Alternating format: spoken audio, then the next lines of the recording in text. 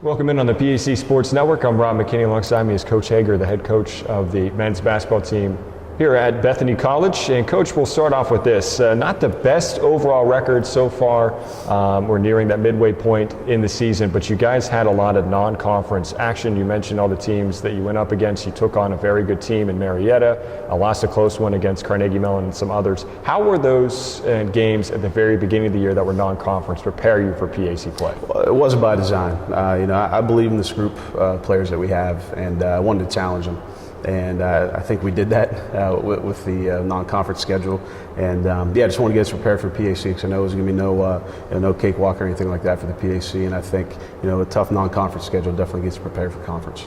And then now entering into PAC play, you guys were on fire. You won your first 3 games in the PAC. You had some big wins, a big win against Thomas More.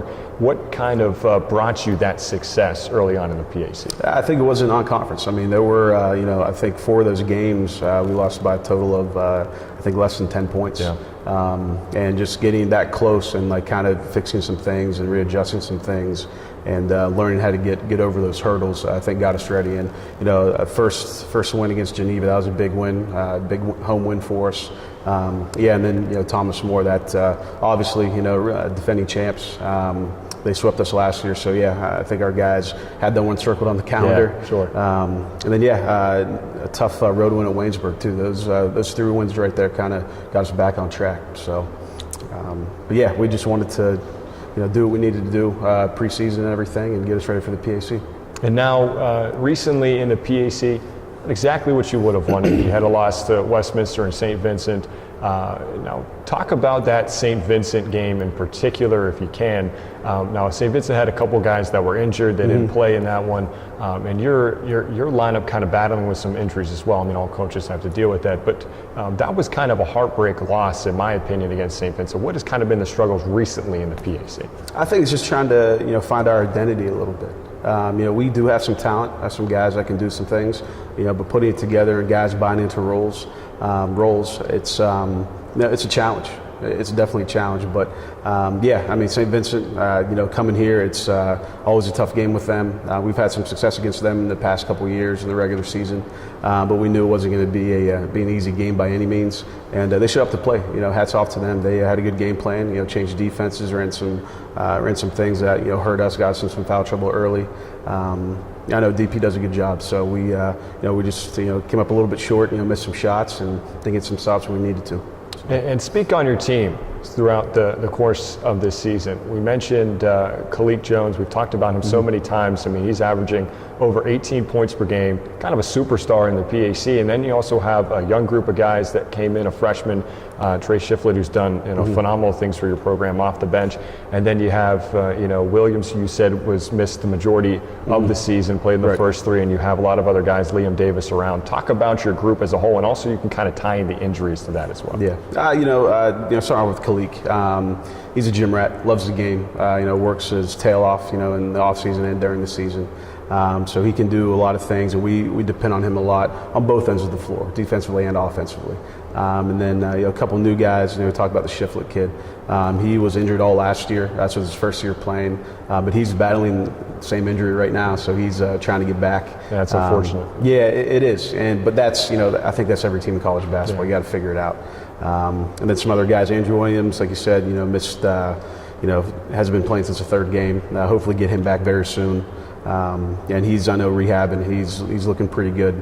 I know he's ahead of his timeline right now. So I think we get some of those guys back, and then some other guys, just kind of step up a little bit, in their roles. I think we can do some pretty big things. I think our best basketball is ahead of us right now in the PAC.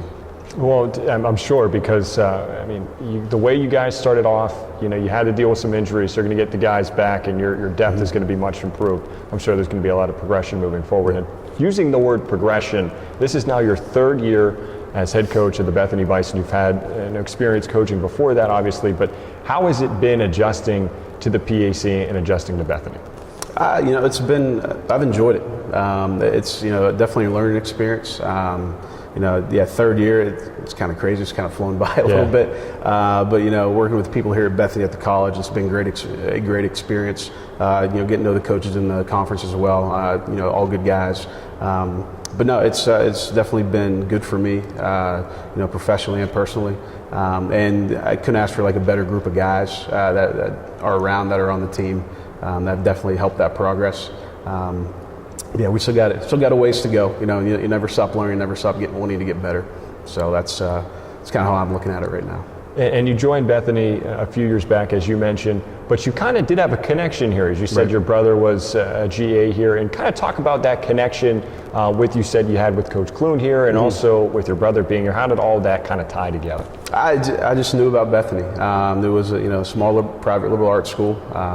I got recruited here as out of high school and everything. So I think that nothing negative about Bethany ever stuck out. And I think timing's everything. And I think I was ready to become a head coach, and this job came open, and I think it was a perfect fit. So I'm fortunate to be here.